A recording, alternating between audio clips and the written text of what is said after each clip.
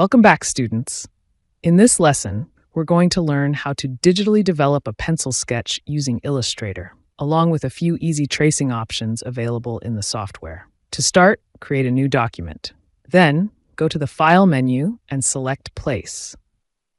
Locate the folder where your pencil sketch is saved. You can download this sketch to work along with me.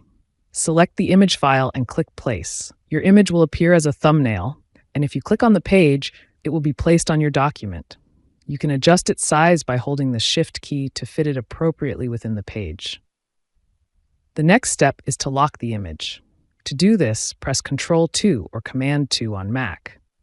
Always keep in mind the algorithm of object drawing. When drawing, it's best to start with the large parts of your sketch. For example, when drawing the panda's face, eyes, and nose, begin by outlining the face, as it's the largest part. Then, move on to the next largest part, like the black portion of its eye, followed by the next largest white circle, then the blue circle, then the smaller black circle, and finally the tiny white circle. This approach helps with easy coloring and minimizes the need for object arrangement adjustments as you draw. Now let me guide you through the initial steps. First, select the Curvature tool. Remove the fill color and set the stroke color to red with a stroke weight of 1 point. Using the Curvature tool, begin tracing the outline of the panda's face as I demonstrate here.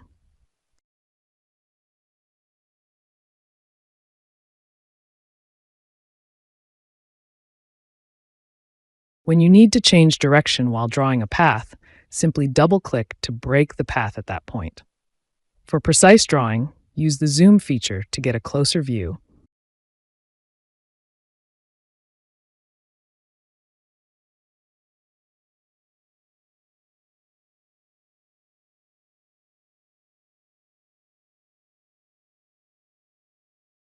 And if needed, pan across the document by holding the spacebar to move smoothly without interrupting your work.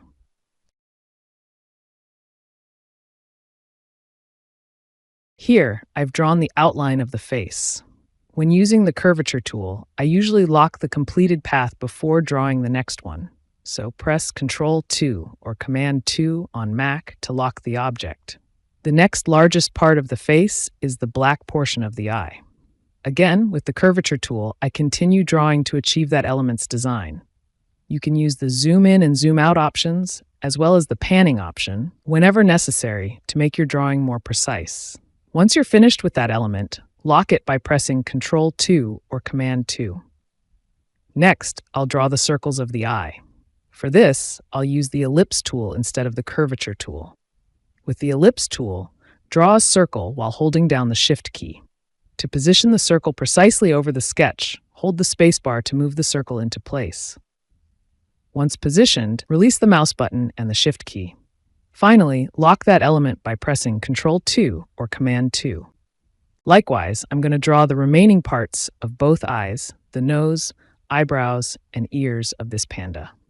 For the mouth, I'll show you a different technique, so follow my demonstration and steps closely to unlock those skills with me.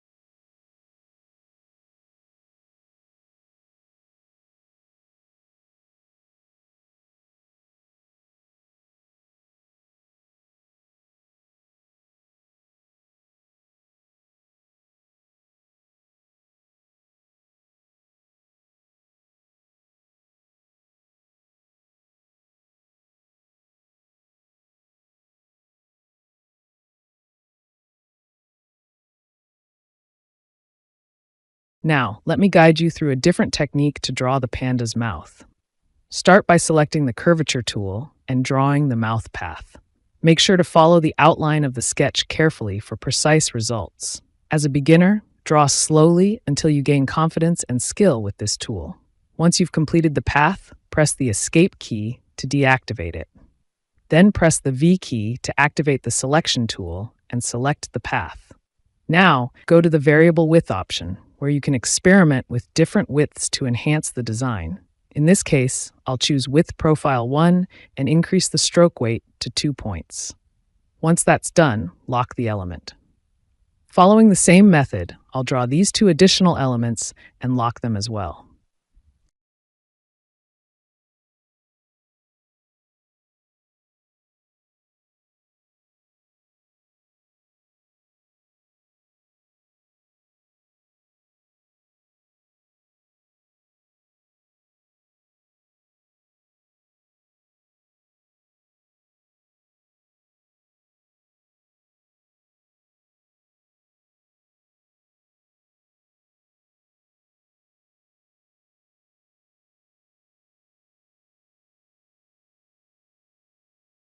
Now, let's draw the remaining parts of the mouth by following my demonstration.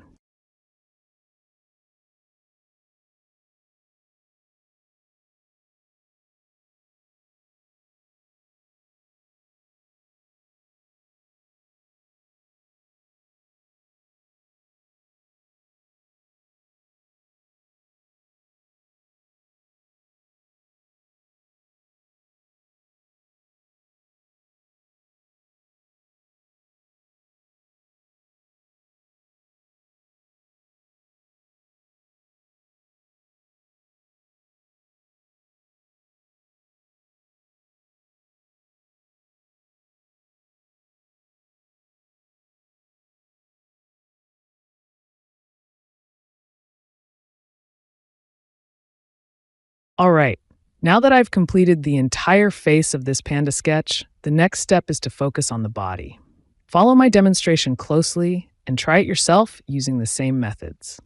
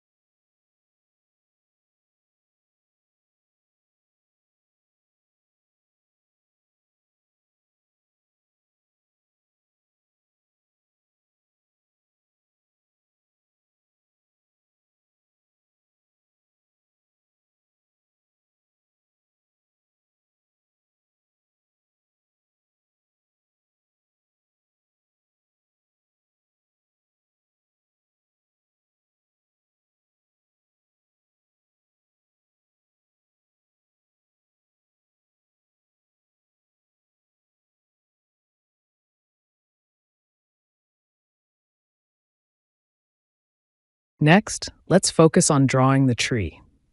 Start by drawing the trunk of the tree, followed by the black parts, and then the branches. Once you're done with those, you can draw a single leaf and duplicate it to create the rest of the leaves.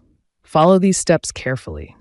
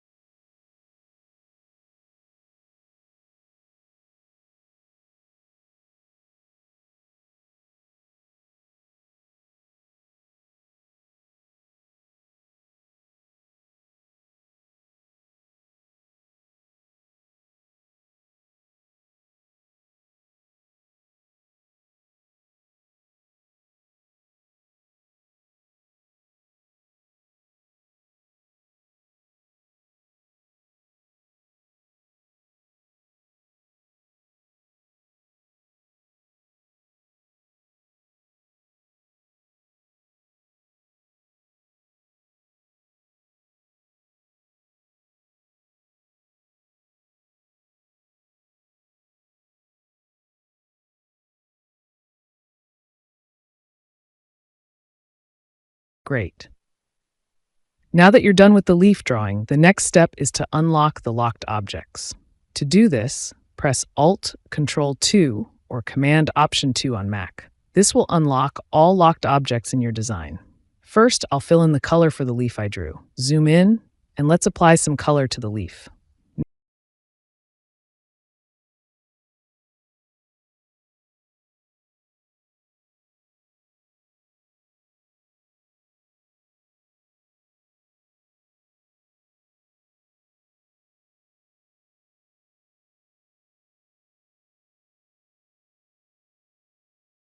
Next, while holding down the Shift key, I'll select all the individual parts of the leaf and group them by pressing Ctrl G or Command G on Mac.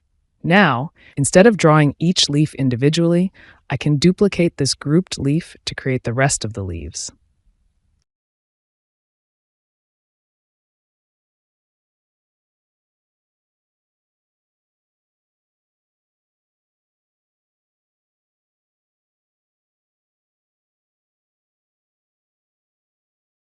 Here, I've duplicated the leaves to complete that task.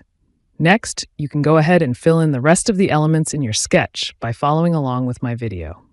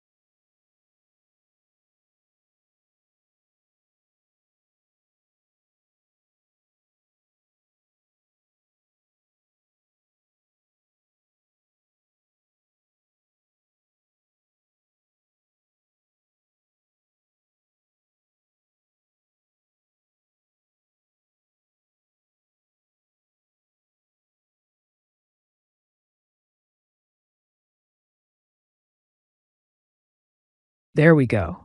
Lastly, I've sent the trunk part of the tree behind the panda's hands to make them visible. To do this, select the trunk element and press Ctrl-Shift or Command-Shift on Mac to send it behind and complete your drawing. Finally, you can select the entire drawing and group everything as a single object. So this is the most basic method you can use to digitize any of your pencil sketches. All right, let's now focus on how to trace high-quality vector elements in Illustrator. I have some vector images downloaded from Google, and let's say if I want to change their color or edit them, I won't be able to do that directly because they are still in raster format. To change the colors or edit them as vectors, you first need to trace the raster image. You can always manually trace images, just like we did previously when we drew the panda from scratch using the curvature tool. However, Illustrator provides a handy tool for this purpose. Let me show you how to use it. First, make sure the images you download are of high quality, as this will yield better results when using Illustrator's tracing options. Once you have your images ready, you can arrange them on your document, as you can see on my screen. Now, let's select the image you want to trace, such as the lion image. Then click the arrow button next to the Image Trace button to open more tracing options. From here, select High Fidelity Photo. If you see a warning message, simply click OK. The software will then start tracing the image, and depending on the image size, it may take a few seconds to complete. Once the tracing is finished, click the Expand button. This converts the image into a vector element. After that, right-click on the image and select Ungroup. You can then click outside of the image to deselect it, allowing you to select individual elements within the traced image and edit them. For example, let's say you want to change the background color or the orange color of the lion's mane. Use the Magic Wand tool to click on an orange section, which will select all of the orange areas. You can then change the color as needed. Now let's talk about tracing images with less detail. If you want a lower fidelity trace, select the rooster image and go back to the tracing options. From the menu, choose Low Fidelity Photo. This will trace the image with fewer details. Again, you may have to wait a few moments while Illustrator processes the image. Once the tracing is done, click Expand, then Ungroup. You can now edit the traced image in the same way as with the high-fidelity trace. Next, let's look at tracing patterns. Select the pattern image you want to trace and click the Image Trace button. Illustrator will start tracing the image, and depending on the quality of the image, this may take a few seconds. Once the tracing is complete, click Expand, then Ungroup. Now you can edit the traced image. For instance, to change the background color, use the Magic Wand tool to click on the white background, then change the color. If you want to change the color of the pattern itself, select the pattern with the Magic Wand tool and adjust the color accordingly. Lastly, if the Trace button doesn't work as expected, you can try using the Silhouette option. This option will automatically remove the background and create a silhouette of the main subject. Once the tracing is finished, click Expand, then ungroup the elements. You can now perform further color changes or edits to your silhouette. By following these steps, you'll be able to trace and edit high-quality vector elements in Illustrator with ease. This technique allows you to take raster images and convert them into fully editable vector graphics. All right, class. Now that you've learned all the essential drawing techniques in Illustrator, it's time for your assignment. Your task is to draw these pencil sketches and submit them to qualify for your certificate. Remember, you are not allowed to use Illustrator's tracing options. Instead, you must use the curvature tool to draw and colorize your sketch. You can download the images from the link provided on our website. Next, we'll dive into the fundamentals of typography. Go ahead and move on to the next lesson to unlock your typography skills.